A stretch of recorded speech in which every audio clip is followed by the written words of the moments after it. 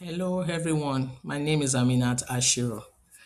In this presentation, I would argue that Code Geass present a powerful example of remediated seppuku through Leleon's final act, known as Zero Requiem.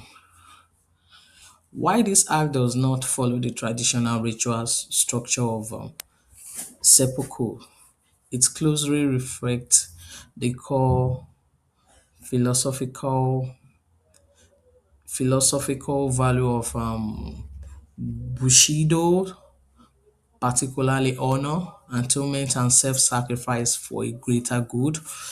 To begin with, to begin with context, Lilianch v. Britannia become a revolutionary leader who seek to destroy obsessive system and create a better world. However, in doing so, he commits moral questionable acts, including manipulation, violence, and the death of innocent people. By the end of the serial, Lelioch recognizes that his action, even if it's well intended, have caused have caused suffering. This realization become the foundation of his final decision. So his act is not driven by despair, but by atonement and responsibility. He chooses to become the embodiment of evil so that the world can unite against him and ultimately find peace after death. The act itself occurs during a public execution scene where Lelioch, now ruling as a tyrant, is assassinated by Suzaku, who has taken on the identity of Zero. This moment is carefully orchestrated. Liliuch knowingly walk into his death, fully aware of its consequences. So, unlike traditional seppuku, there is no ceremonial preparation, no white kimono, no death poem, and no physical self-inflicted wound. Additionally, Suzaku does not function as a kishakuni in the historical sense because he is not assisting a ritual suicide by rather carrying out a planned assassination.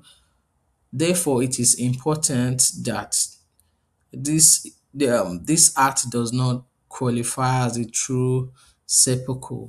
However, when we apply the concept of remediation as defined by J. Davids, Bolter, and Richard Grusin, we see that animal often adapt older cultural practice into new form.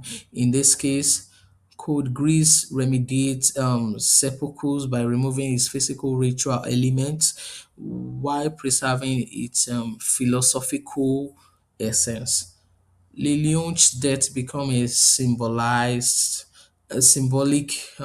equivalent of seppuku, a deliberate self-imposed sacrifice meant to restore balance and atone of wrongdoing. From a Bushido perspective, several key values are clearly reflected. First is honor. Lelouch sacrificed his reputation entirely, allowing himself to be remembered as a villain in order to secure peace for others. Therefore, this reflects a deep commitment to a moral code beyond personal recognition. Secondly, is loyalty, particularly to his vision of a better world and to his sister. Nunali, whom is sought to protect. Thirdly is atonement, like traditional seppuku, which was used to restore honor and failure of wrongdoing. Lilon's death serve as a form of repayment for the suffering he caused. He does not seek forgiveness through word, but through his actions. One important question is whether Lilion's act is successful in its intention. The answer appears to be yes. After his death, the world unites, conflicts decreases, and peace was established. This outcome suggests that his sacrifice achieved its intended purpose. In Bushido's term, this indicates a successful act of atonement, even though it is deviated from historical procedure. So, in conclusion, could Greece demonstrate how animal can